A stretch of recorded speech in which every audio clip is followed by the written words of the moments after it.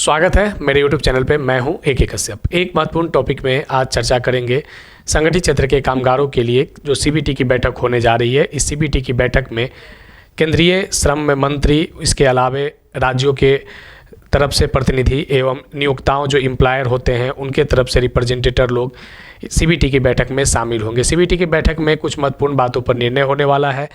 यहाँ पे आज जिस विषय को हमने फिर से उठाया है यह है मिनिमम पेंशन, जो EPFO संगठित क्षेत्र ऑर्गेनाइज सेक्टर के जो एम्प्लॉय हैं उनको लिए वित्त मंत्री ने जो आश्वासन दिया था, जो अलग अलग सूत्रों से ये जानकारी निकल कर आई थी कि बजट 2025 में इनकी मिनिमम पेंशन 7500 प्लस DA का घोषणा किया जाएगा। आखिर ऐसा कब तक संभवतः होता हुआ दिख रहा है कि EPFO कर्मचारियों के लिए एक बेहतर गुड न्यूज़ निकल कर आएगा। आज इसी विषय पर चर्चा करेंगे। अगर अभी आप नए जुड़े हैं, EPFO से संबंधित अगर हैं, EPS 95 से भी जुड़े हुए हैं, तो आप ज़रूर मेरे चैनल को सब्सक्राइब करके बेल आइकन को दबा दीजिएगा। वीडियो को लाइक और शेयर ज़रूर कीजिएगा।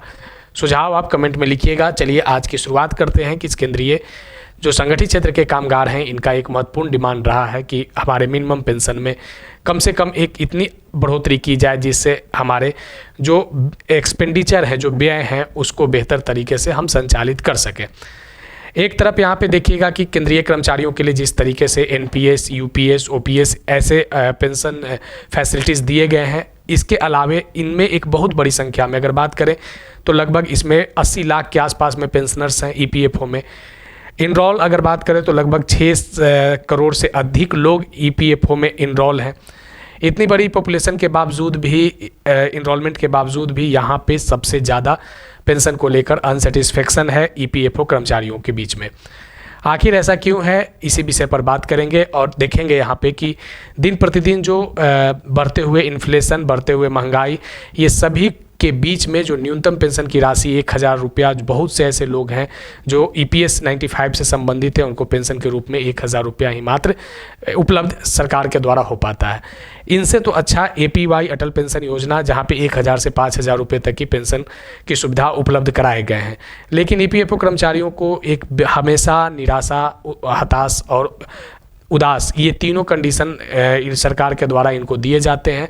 कभी भी केंद्र सरकार इनके विषय पर गंभीरता से विचार नहीं कर रही है। इस बार 2025 के बजट में लगा था कि EPFO से संबंधित जुड़े कामगारों के लिए कुछ बेहतर सौगात निकल कर आएगा, लेकिन यहाँ पे वित्त मंत्री के आश्वासन के बावजूद भी ऐसा बात निकलकर सूत्रों से आया था कि फाइनेंस मिनिस्टर भी इस पे, वित्त मंत्रालय भी जो है वह एग्री कर रहा है कि मिनिमम पेंशन में बढ़ोतरी जरूरी है। इसके अलावा केंद्रीय श्रम राज्य मंत्री की तरफ से भी आश्वासन दिए गए थे मिनिमम पेंशन को बढ़ाने को लेकर।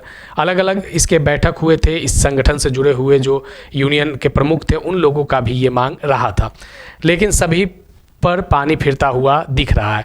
यहाँ पे जो CBT की बैठक होने जा रही है, इस CBT की बैठक में EPFO से जुड़े हुए मुद्दे में कौन से मुद्दे प्रमुखता से उठाए जाएंगे और यहाँ पे जो चर्चा होंगे कि आने वाले समय में ये जो 7500 रुपये की मासिक पेंशन और प्लस जो महंगाई भत्ता है, क्या ये EPFO कर्मचारियों को उपलब्ध हो पाएगा। तो ये आप ये मानकर चलिए कि आने वाला समय EPFO कर्मचारियों के लिए एक बेहतर हो सकता है, क्योंकि लगभग अगर बात करें तो 8-10 वर्षों से, तो 2014 से अगर बात करें तो ये कंटिन्यू मांग उठ ही रहा है और ये कंटिन्यू मांग को इतना बल मिला है कि अब EPFO से जुड़े हुए पेंशन भोगियों की बात जो है सो सभी कर्मचारियों के जबान पे हो चुके हैं कि हमारे आने वाले भविष्य को कैसे संरक्षित रखा जाए। अब सरकार पर भी एक दबाव बन रहा है और सब जो ये प्रेशर जो काम कर रहा है सरकार पे, केंद्र सरकार पे, आने वाले समय में सरकार ये निर्णय 2026 तक आने वाले समय में ये सरकार ले लेगी कि 7500 रुपया मासिक पेंशन और महंगाई भत्ता EPFO कर्मचारी को दिया जाए। यहाँ पे एक बात को ज़रा समझना होगा कि जो CBT की बैठक होने वाला है, इस CBT की बैठक में EPFO से जुड़े हुए जो महत्वपूर्ण निकाय के लोग शामिल होंगे। इस EPFO के बैठक, CBT की बैठक में जो 28 फरवरी 2025 को संचालित होने वाला है, कार्यान्वित होने वाला है, तो ये CBT की बैठक में मुख्य रूप से अगर आप देखेंगे तो EPFO कर्मचारियों को विगत 5-7 साल में निराशा ही मिला है।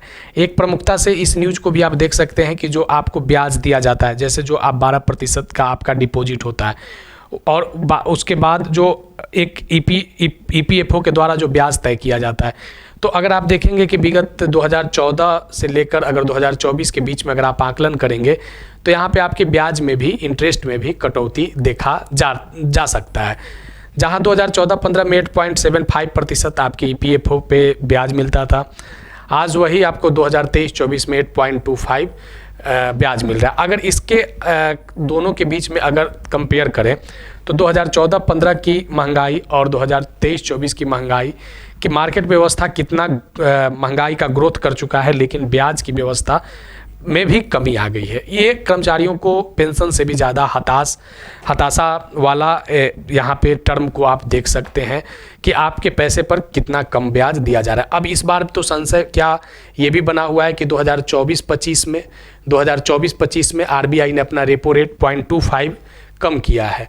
0.25 रेपो रेट कम करने के कारण क्या 24-25 में EPFO कर्मचारियों के EPF पर जो ब्याज जो मिलता है उस EPF पर ब्याज में भी क्या कटौती हो जाएगा, क्या 8.25 से भी कम हो जाएगा। तो एक तो पहली मार की मिनिमम पेंशन को लेकर जद्दोजहद, दूसरी मार की ब्याज में भी अगर कटौती होता है तो इनके जो फंड हैं उसमें काफ़ी कमी देखी जा सकती है। लेकिन सरकार ने इस बार कुछ ऐसे पॉलिसीज़ बनाए हैं जो 2024-25 में ये देखा जा सकता है कि RBI का भले ही यहाँ पे रेपो दर में 0.25 की कमी है, लेकिन किसी भी तरीके के EPFO कर्मचारियों के EPF के ब्याज दर में किसी भी प्रकार की कोई कमी नहीं किया जाएगा। ये आप CBT की बैठक में आपको देखने को मिल सकता है, यानी जो ब्याज दर 8.25 बना रहेगा।